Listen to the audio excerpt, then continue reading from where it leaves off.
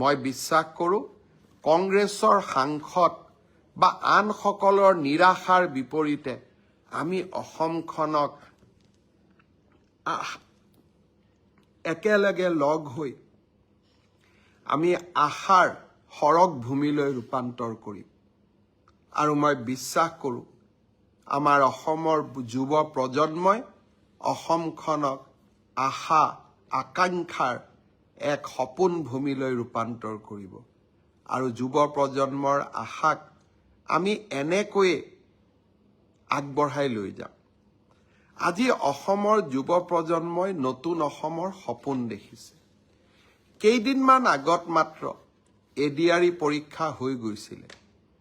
result দিব ফেব্ৰুৱাৰীৰ শেষ সপ্তাহত নহলে মাৰ্চৰ প্ৰথম সপ্তাহত শিক্ষক নিযুক্তিৰ প্ৰক্ৰিয়া চলি আছে ৫৫০০ শিক্ষক নিযুক্তিৰ প্ৰক্ৰিয়া চলি আছে কিন্তু মই থমকি ৰোৱা নাই ৫৫০০ নিযুক্তিৰ প্ৰক্ৰিয়া চলি থকাৰ সময়তে নতুনকৈ আকৌ ৪৫০০ পদৰ আমি বিজ্ঞাপন দিলোঁ এটা এডিআৰই পৰীক্ষাৰ ফলাফল দিম আৰু লগে লগে নতুন পদৰো আমি বিজ্ঞাপন মুকলি কৰি দিম আশা স্তব্ধ হ'ব নোৱাৰে আমাৰ সপোনবিলাকক